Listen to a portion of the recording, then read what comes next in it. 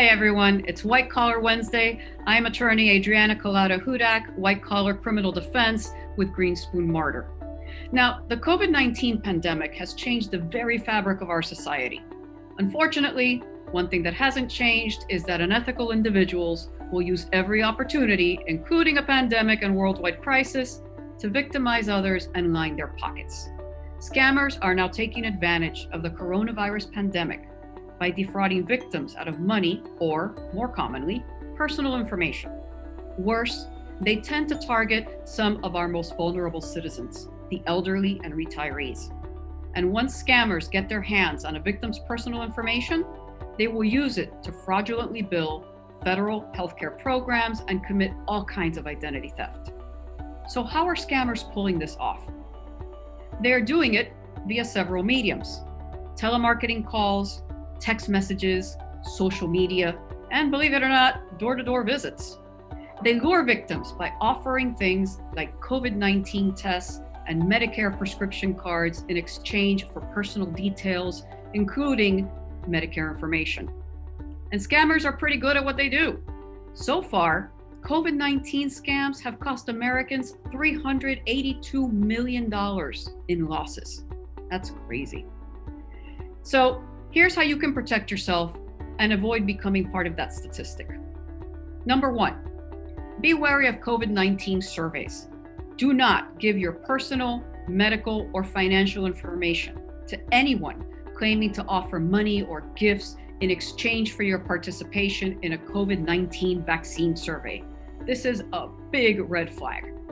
Number two, if you're a health professional or are assisting in COVID vaccination programs, be mindful of how you dispose of materials like syringes, vials, container boxes, vaccination record cards, and shipment or tracking records. Scammers will go through the garbage to get these items and use them to commit fraud. Three, beware of offers to purchase COVID-19 vaccination cards. These are total scams. Valid proof of COVID-19 vaccinations can only be handed out to individuals by legitimate providers who are administering the vaccines. Four, don't share photos of your vaccination card on social media. And be aware that posting any information in general that has your date of birth, healthcare information, or other personally identifiable information can be used to steal your identity. Five, be vigilant and protect yourself from potential fraud concerning COVID-19 vaccines. Legitimate providers will not ask you for money to help you jump the line for vaccine eligibility. And government and state officials will not call you to obtain personal information in order to receive the vaccine or otherwise get in line for it.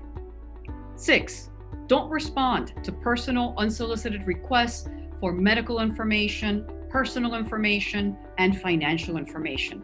Medicare and truly no federal agency will ever call beneficiaries to offer COVID-19 related products, services, or benefits review.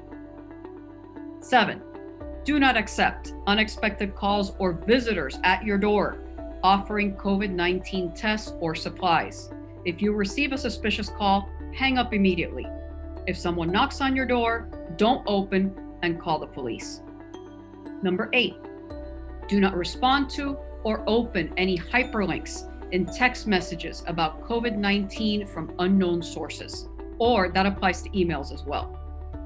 Nine, ignore social media offers or ads for COVID-19 testing or treatments. If you make an appointment for a COVID-19 test online, make sure you're doing it with an official testing site at an official testing website. 10, scammers are also pretending to be COVID-19 contact tracers. You should know that legitimate contact tracers will never ask you for your Medicare number, financial information, or will they attempt to set up a COVID-19 test for you and collect payment for that test. Now, if you suspect COVID-19 healthcare fraud, report it to your local police and to the FBI. You can do so online at fbi.gov, that's fbi.gov, or by calling 1-800-CALL-FBI, 1-800-CALL-FBI. Join us for our next episode of White Collar Wednesday in 2 weeks. I'm Adriana Collado-Hudak. Be well and stay safe, everyone.